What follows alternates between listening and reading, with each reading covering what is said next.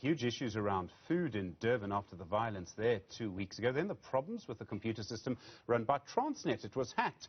Now the SA Meat Processors Association and the South African Association of Meat Importers and Exports saying there could be a possible crisis around food because of these problems. Peter Gordon is the CEO of the South African Meat Processors Association. Peter, good afternoon to you. We know there have been huge delays with moving cargo. What impact is this having on trying to move food through the port system and around the country? Good afternoon, Stephen, and to all your viewers.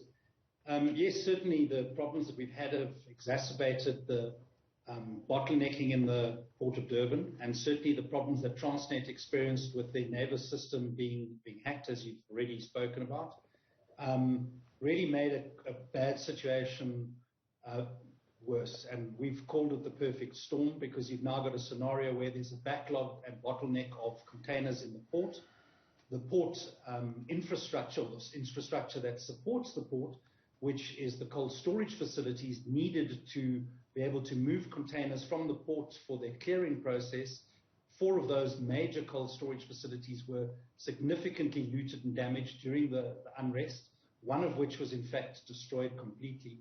And consequently, we've now got a situation where there's a hole in the supply chain, and it requires a fast and speedy response from the Department of Agriculture to come up with a solution, a workable, practical solution as to how they're going to move the volumes of product that is required by manufacturers faster through the ports, given that this big chunk of the supply chain is now being severely and irreparably damaged in some cases.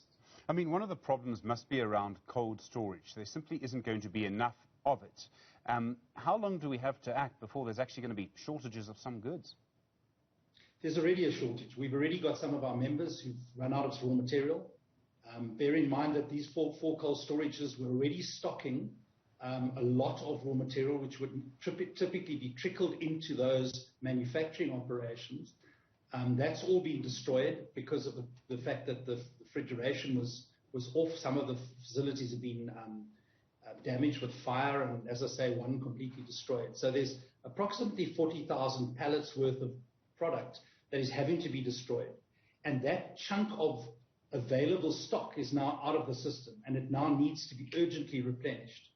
Coupled to the fact that inland producers rely extensively on Durban Harbour for their source of raw material. About 75% of the raw material used in our industry sector routes through the Port of Durban, and a large chunk of our industry raw material is imported because mechanically deboned meat simply isn't made in South Africa. And we need to get that from our import partners around the world. If I understand the economics of this, if you put meat into cold storage over time, it loses value. People are going to lose meat through the system anyway. The whole industry is going to lose a lot of money over this. I mean, I realize there's insurance and insurance and insurance, but still, it seems to me people are going to lose money. Well, absolutely. I think there's no doubt that people are going to lose money. One, because they are not able to do production. As I say, some factories have already had to stop, and therefore they're not able to sell products, and therefore their costs don't go away. And this is, I think, something people need to understand. If you don't have raw material to produce and no products to sell, it doesn't take your cost base away. You still have wages to pay and all the other costs. So businesses suddenly have no revenues, but they still have a big cost base, and that leaves a huge hole in their financials.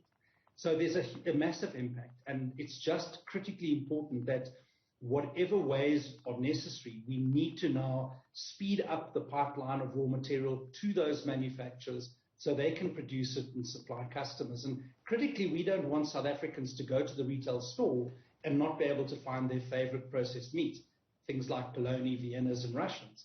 And it is the most affordable protein for the masses in South Africa. So it's a critical component of that total food basket. A lot of people just don't have the luxury of choice when it comes to food selection and shopping. They have to buy what they can afford. And processed meat products are very affordable, and probably the most affordable protein to most South Africans. And they fulfill a critical need in the nutrition basket of our consumers. Peter Gordon, CEO of the South African Meat Processors Association. I do appreciate the time. Thanks very much indeed. Well, coming